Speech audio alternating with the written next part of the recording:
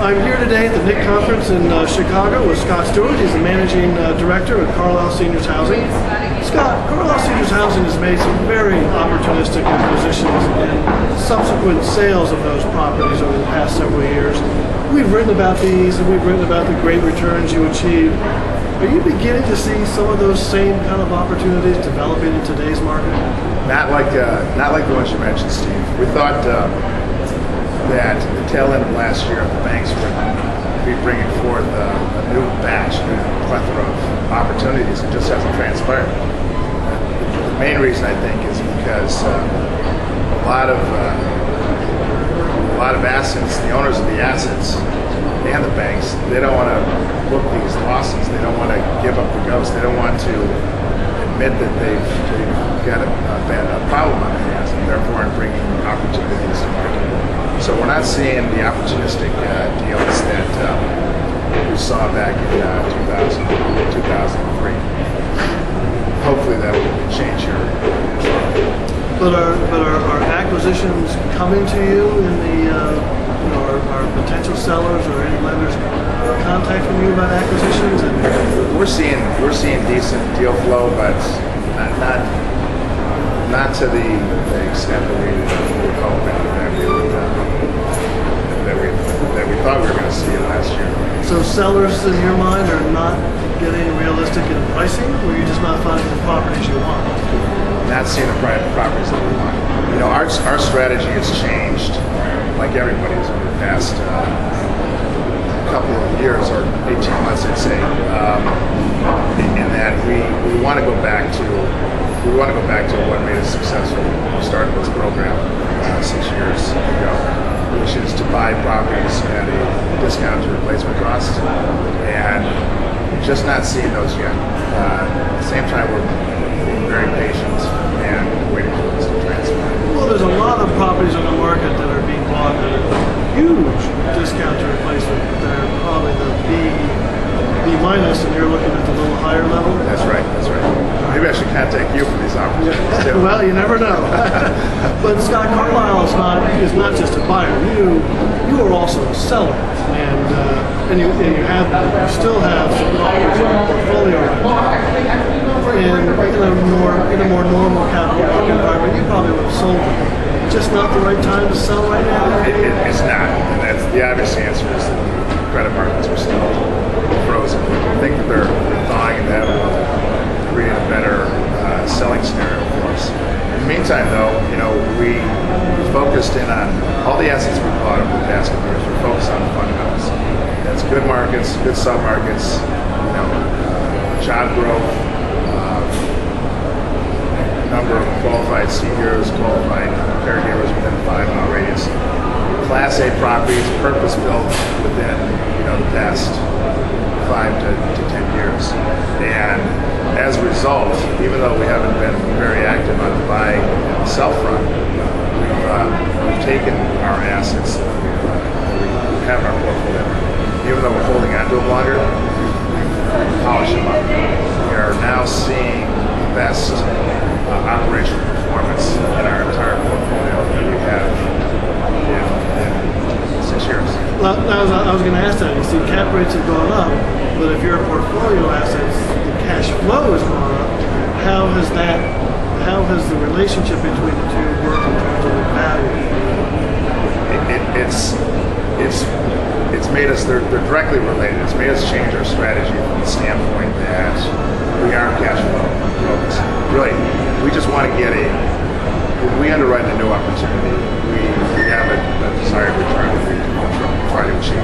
In the past, we've been successful in buying properties at the right time, selling them at the right time. Yeah, walking through the front end of our game plan, our business plan of each asset, but the market was just so compelling that we sold them well ahead of schedule. This time we're playing it out. We're 2 to 5 year holders, and a lot of the assets we have, we are going to hold on to for 5 years because again, we don't see the selling market to be all that great. So what that's necessitated us to do is to get the return more from cash flow. The silver lining to everything that's been going on is the fact that debt that we've secured is all LIBOR based. So our cash flow as a result of that has been pretty remarkable on virtually all of our properties. And that is contributing a larger factor to our overall return than the difference you make in the buy and sell. And is there, so your operators are doing well, they're doing better than a couple of years ago.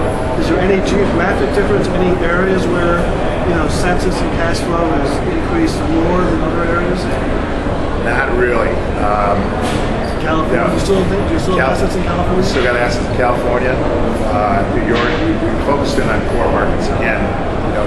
The strategy that we came up with, which emulates the greater game plan for all of Carlisle real estate disciplines, is to focus in on key markets and buy Class A type of properties. So we haven't seen it. The tide has risen across the country. It's been remarkable, and our operators have performed really well. That's another thing that's really, I think, helped us out is over the past 2 years, we have had to change out operators on 10 of our properties. We were national operator focused, and now we're much more regional focused. We have 18 properties operational, 7 operators. Chelsea is our largest operator. They have 10 properties that they manage in the Northeast. And the CEO of Chelsea, Herb Heffling, said best, he said, you can't really predict this. It's like you can have a property in the middle of Vermont performing better than one that's in Suburban New Jersey. Suburban New Jersey, exactly. So we're not seeing a geographic. So do you think that having these smaller, more local operators managing your facilities, has that been one of the principal reasons that they're performing well because they're so close to the local market? That's it. That's exactly it. They are, think about it, they know their backyard. They know all their competition. They know, not only they know their competition, they know all the key employees of the competition. They know what the rates are. They know what the occupancy level is at any given time. And they're flat.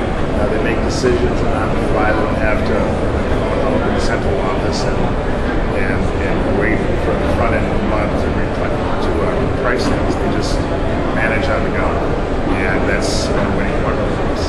How about lastly, I know you have not been doing many acquisitions, but capital.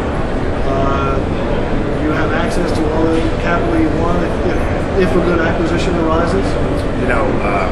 We got into business. We got into buy, sell, and manage properties. We haven't been doing a whole lot of buying. We haven't been doing a whole lot of selling in the past 2 years. That's enabled us to focus in on the management and get those results that we just talked about. On the acquisition front, we have been dormant for about 18 months. And as have most everyone else. As most everyone else, yeah, exactly. And so while we have the equity standing by, we haven't tested the debt markets to find out how receptive they're going to be to opportunities. How do you think, you've dealt with the debt market before, how do you think they would do?